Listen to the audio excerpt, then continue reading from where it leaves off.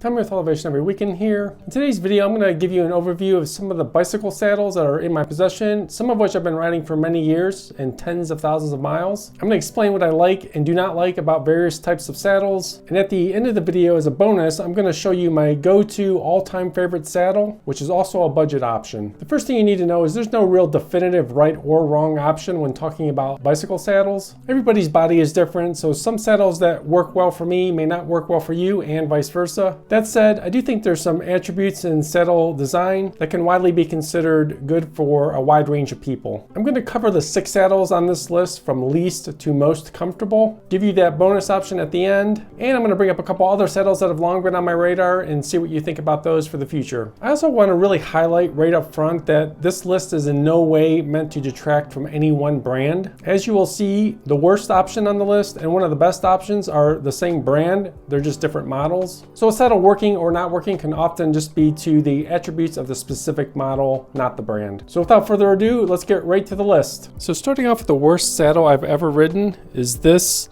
model that came stock on my Canyon Exceed, which is the Salsa Italia Model X. After just one ride, I swapped it out as it was brutally uncomfortable to me. It was extremely hard and the relatively sharp edges cut right into my legs as I pedaled. This was clearly a lightweight, minimalistic saddle designed to be on an XC race bike, so I guess it succeeds in that side of things. But from a comfort standpoint, it was terrible, and that's despite having the decent cutout in the center. Next up is one of the worst, is the stock saddle that came on both of the Surly Pugsleys. It really feels like kind of a generic, almost no-name saddle. Underneath it is branded as Velo Chromoly, and this is really a bit of a surprise since the Pugsley is such a comfort-oriented bike, capable of long touring type rides. This saddle was always very unpleasant to me. It's quite narrow and has no relief or cutout in the middle of the saddle in any way, so I've always found this one very uncomfortable, and I pretty much swapped it out right away. Okay, next up we're going to move on to some good serviceable options as far as saddles go. This saddle here is the WTB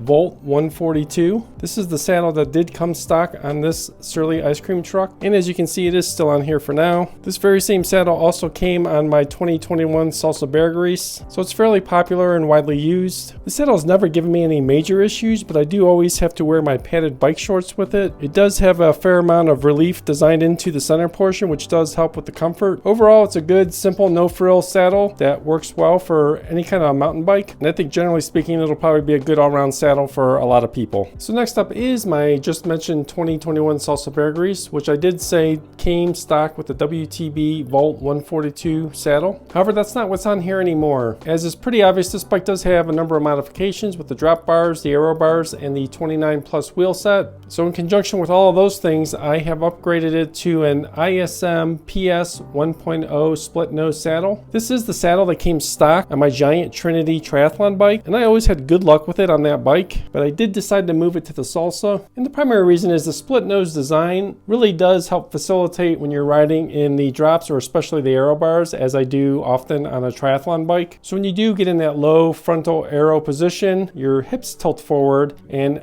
that generous cutout on the split nose really helps relieve pressure in that area. So it's a really big advantage to having a saddle like this on a bike that has aero bars. So these saddles have always been well regarded in triathlon, and it works well on this bike, but it's not the best option. Next up, let's look at 2 saddles that I find to be fantastic. This is my 2022 Trek Pro Caliber 9.5, and the stock Bontrager saddle wasn't really horrible, but I never found it particularly comfortable. Knowing that I had this saddle available, which is the Salsa Italia Gel Flow, and it's a women's saddle. Yes, that's right, it is a women's quote-unquote specific saddle. I've used this saddle the last few years on other bikes, so when I got this cross-country 29er, I figured it'd be a great fit for this bike too. A few years ago, Paige actually acquired this saddle used and never really cared for it much, which is a really good example of what I mentioned earlier about the differences between people when it comes to saddles. But I tried it on a whim and found it to be fantastic, and it's also a fantastic match for an XC hardtail. And I actually like the pop of white, which may not be for most people's taste. And this is kind of the second piece of the puzzle that I touched on earlier, where I said don't be focused on the brand, because one of the worst and one of the best saddles on the list were the Salsa Italia saddles. This saddle is extremely light, firm yet flexible, and the full cutout really makes makes for a comfortable saddle. And it looks like there may even be some carbon fiber in there. So it was a really good find, and I really enjoyed on this bike. So as I did mention earlier, I took the saddle off of this bike here, and it trickled down to use on my Salsa bear grease, which was the ISM split nose saddle, which obviously means I must have replaced the saddle on this bike with something better, and that is exactly what I've done. So the last saddle on my main list is the Specialized Cetero saddle. It has flat out been fantastic and allowed me to go from maxing out my triathlon bike at about 90 minutes on my rides to being able to ride much longer,